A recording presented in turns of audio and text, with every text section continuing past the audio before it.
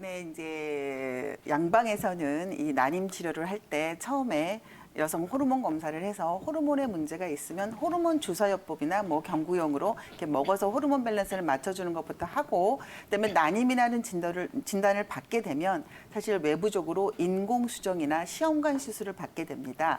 인공수정의 방법은 어떤 거냐면 남자의 정자가 좀 문제가 있을 경우에 외부에서 정자를 여자의 몸 안에 직접 주입을 해서, 하지만 이 과정은 여자는 정상적인 배란과 그 과정을 거치기 때문에 인공수정은 여자의 몸 안에서 수정이 되는 거. 그다음에 시험관 시술들 많이 얘기하시는데, 시험관 시술은 아예 여자의 몸에서 난자도 빼고 남자의 몸에서 정자를 빼서 외부에서 수정란을 만들어서 그 수정란을 여자의 자궁에 착상이 되도록 이렇게 심어주는 그런 차이가 있습니다. 그런데 이제 한의학적으로는 이런 호르몬 요법이나 뭐 인공수정, 시험관 시술과는 별개로 조금 전에 남문정님께서 설명을 해주셨듯이 배란에 문제가 있는 경우는 왜 배란에 문제가 있을까? 뭐 여성 호르몬에 문제가 있으면 그게 스트레스, 화병이 이 문제가 된다면 그거를 줄여주게 되면 정상적인 호르몬 분비를 할 수가 있고, 그다음에 난소 기능을 조금 좋게 해준다면 배란이 원활하게 되면서 생리불순을 혹시 갖고 계시면 생리불순도 좋아지는 그런 치료도 할 수 있고요. 그다음에 마지막에 시험관 시술이든 인공수정이든 굉장히 착상이 중요한데, 여자의 자궁은 굉장히 이렇게 부드러운 스무스한 어떤 자궁벽을 가질 때 정상적으로 착상이 되는데, 혹시 자궁이 차다거나 아니면 뭔가 좀 수분 대사에 장애가 생겨서 자궁 안에 담음이 많다거나 혹은 혈액순환 장애로 인해서 생긴 어혈이 많은 경우에는 사실 수정과 이 과정이 정상적으로 됐을지라도 착상이 안 되거든요. 그래서 뭐 자궁을 따뜻하게 한다거나 습담이나 어혈을 좀 제거를 해서 자궁이 착상을 잘 할 수 있는 환경을 만들어주는 그런 여러 가지 임신을 도울 수 있는 여러 가지 방법에서 사실 한방 치료가 좀 도움이 되고요.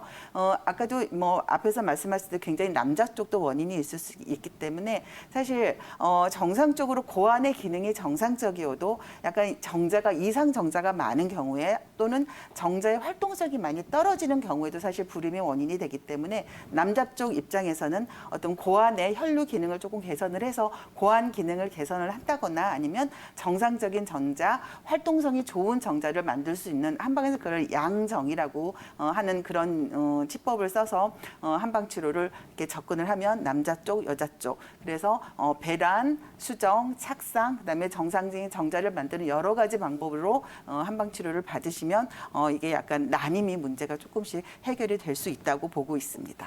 네, 원인에 따른 알맞은 한방 치료를 받을 수 있다는 점도 기억하시면 좋을 것 같은데요. 저출산 문제로 인한 인구 절감도 큰 사회적 문제로 대두가 되고 있지만, 아이를 갖고 싶어도 아이를 갖지 못한 이런 난임 그렇죠. 문제도 큰 사회적 네. 문제로 이야기가 되고 있어요. 그래서 국가에서 이렇게 지원을 하거나 지자체에서 다양한 지원 정책이 실현이 되고 있는데, 박선호 원장님, 어떤 정책들이 지금 실현이 되고 있고 효과는 잘 보고 있나요?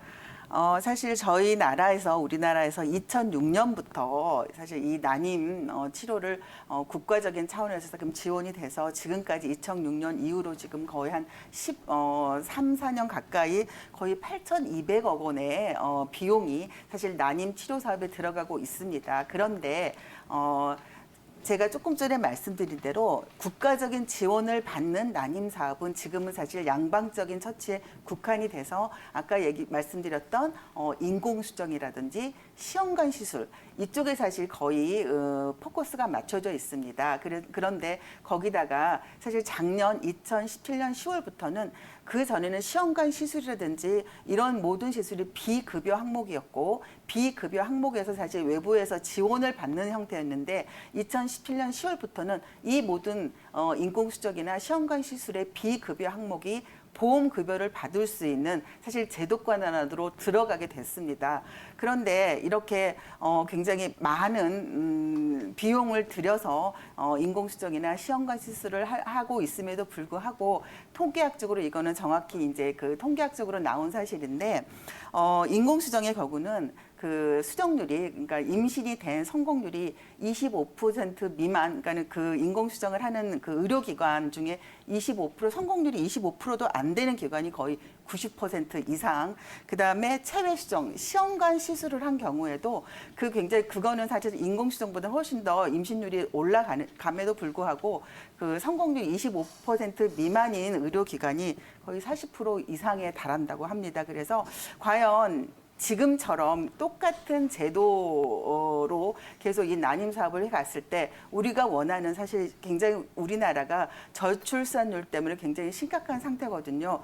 조금 적극적인, 그다음에 다양한 방법으로 있던 이런 난임 사업을 조금 생각을 해봐야 되는 시점이 아닌가 생각이 됩니다. 네.